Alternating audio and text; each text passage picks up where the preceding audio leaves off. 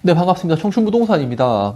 이번에 윤석열 대통령이 GTX 수도권 광역 급속 열차 이거를 5차 국가철도망 계획에 맞춰가지고 대구 경부까지 다 연결시킨다고 하죠. 지방까지 전부 다.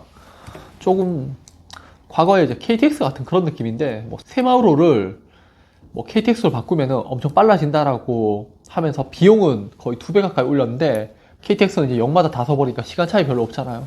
약간 그런 말장난 같긴 한데 일단 GTX가 대구 경북과 연결되면은 가장 수혜를 보는 지역이 어딘지 태평로입니다. 태평로 플러스 동대구역 여기 보시면 되세요.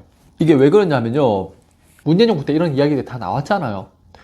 대한민국을 철도망으로 연결시키겠다라고 하면서 동해안을 이용해서 러시아의 시베리아 횡단 열차를 연결시킬 거고, 그래서 유럽으로 기차를 이용해서 뭐 여행을 갈 거다라고 했고, 그리고 서해안 같은 경우에는 중국 대륙 횡단 열차 이거 이용해가지고 유럽으로 갈 거다, 뭐 그런 식으로 이야기를 했었단 말이에요. 그런 첨가지를 다 꺼내놨었어요.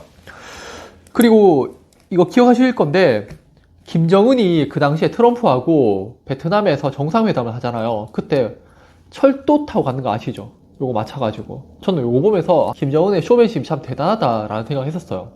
아, 이거 참 조심해야겠네요. 제가 이번에 업계약 이야기하니까 신고하겠다고 하시는데 김정은 이야기했으니까 이적행위로 또 간첩 신고할 수도 있겠네요. 일단 뭐 알아 좀 걸러서 좀 들어주시면 될 것 같고요. 제가 뭐 그렇다고 북한의 사상을 갖고 있거나 김정은을 좋아하진 않습니다. 자, 그리고 문재인 정부 때 어떤 일이 있었냐면요, 4차 국가 철도망 계획을 발표를 합니다. 그러면서 그 문재인 정부에서 생각했던, 이야기했던 그런 철도망들이 구축이 돼, 이제 계획이 다 실행이 되고요. 그러다 보니까 밑에 있던 그 시도들도 거기에 맞춰서 정책 방향을 다 바꿔버려요. 그리고 그때 나왔던 게 대구시 2030 기본 계획이고요. 그래서 그 핵심 내용을 보게 되면은 동대구역, 도심이 대구역이죠. 그리고 서대구역, 이 세 개가 핵심 축으로 바뀌게 돼요. 이거를 중심으로 대구시가 앞으로 개발을 하겠다는 겁니다. 제가 손님들이 와서 어디 사야 돼요? 라고 하면은 범어사동이요. 비싼데요? 그러면 태평로요. 근데 태평로? 거기 아무것도 없잖아요. 네, 아무것도 없어요. 근데 앞으로 개발될 겁니다. 라고 이야기를 해요. 근데 다들 안 믿으시죠? 정부에서 그렇게 계획을 했고요. 대구시에서 그렇게 계획을 해서 앞으로 계속 발전할 겁니다. 거기는. 그래서 제가 태평로를 계속 좀 말씀드린 거고, 이런 정책들이 언제 발표가 되냐면요, 2017년에서 한 2018년도부터 발표가 돼요. 그러니까 외지 투자자들이 어디를 사요? 태평도 다 산 거예요. 그 다음에 조금 있으면 이제 뭐 동대구역 정도. 동대구역은 많이 올랐으니까 태평도가 저렴했잖아요. 그때 막 버스 대절해가지고 와서 막 사고 했잖아요. 다만 이게 문제는 지금 들어서는 가격이 떨어지고 있죠. 그러니까 이게 투자에 대해서 전혀 모르시는 분들은 손실 났잖아, 비쌀 때 사가지고 다들 손실 봤잖아 라고 하실 건데, 실제 그렇진 않죠. 그러니까 우리가 기대 수익률이라고 가지는 거는 시장 수익률이 있어야 되고, 그 다음 개별 수익률이 있어야 되고, 그리고 무이험 수익률이 있잖아요. 일반적인 이자. 그런데 일반적인 이자는 이자 받는 거고, 개별 수익률 같은 경우에는 뭐 포트폴리오나 해지를 통해서 우리가 관리를 할 수 있어요.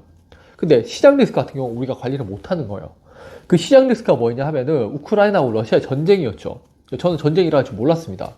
그래서 저는 계속적으로 주식이 간다라고 봤었는데, 그때 전쟁 나면서 폭락해가지고 손실을 좀 봤었어요. 자, 그런 시장 수익률은 우리가 관리를 못해요. 그 전쟁으로 인해서 천연가스가 급등을 하게 되고요. 그러다 보니까 인플레이션이 발생하게 되고 미국이 금리 인상을 하게 되죠. 그러면서 전 세계에 긴축이 오게 되고 부동산 가격이 급락을 했는 겁니다. 즉, 외지 투자자들의 투자 방향은 맞았죠. 그분들은 자기들이 할 수 있는 최선의 곳에다가 투자를 했는 거고요. 다만 시장 리스크로 해서 결과가 안 좋았는 것 뿐이에요.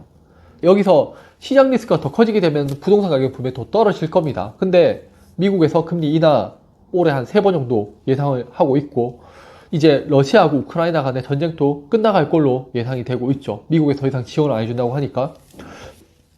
그렇다면 고금리를 유지하겠지만은 그래도 금리가 몇 번 정도 좀 인하되지 않을까. 그럼 부동산에 단기적으로 좀 긍정적인 영향을 끼칠 수 있다 라는 관점이에요, 저는. 뒷이야기가 좀 더 길어졌는데 제가 지금 감기에 걸려가지고 코가 좀 많이 막혔네요. 결국에는 지금 이런 정책들, 그리고 윤석열 정부에서 이야기했는 그 GTX까지 이야기를 하게 되면은 결국에는 철도 중심으로 바뀔 수밖에 없어요, 기본적으로. 자, 여기 이렇게 기본 계획이 있잖아요. 근데 그 기본 계획에서 지금 현재 미분양이 남는 지역들은 전부 다 거점 지역이긴 해요. 하지만은 외곽 순환도로 과거예요. 차보다는 이제 앞으로 철도 중심으로 바뀐다는 거예요. 우리나라가. 그거를 2008년도에 워렌 버핏이 서브프라임 터지고 와서 철도에 투자를 했었죠. 철도에 투자하면서 이야기했던 게, 그때 제가 정확하게 기억이 안 나는데 워렌 버핏이 에너지 가격이 너무 높기 때문에 앞으로 철도 산업이 다시 뜰 거다 라고 이야기를 했던 걸로 기억이 나요. 그때 사람들이 전부 다 워렌 버핏 보고 너 틀렸다라고 이야기했었지만 결국에는 워렌 버핏이 맞았잖아요.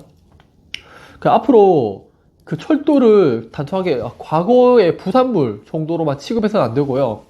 앞으로 미래에도 철도는 계속적으로 이용이 될 거예요.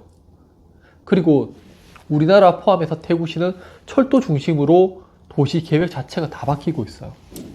그렇다면은 네, 철도 중심 보셔야 돼요. 그래서 저는 이번에 GTX 여기에 대한 수혜를 받을 지역 태평로 그리고 동대구권 이렇게 보고 있습니다. 다만 시장 리스크 금리에 대해서까지의 문제는 생략을 하셔야 되고요.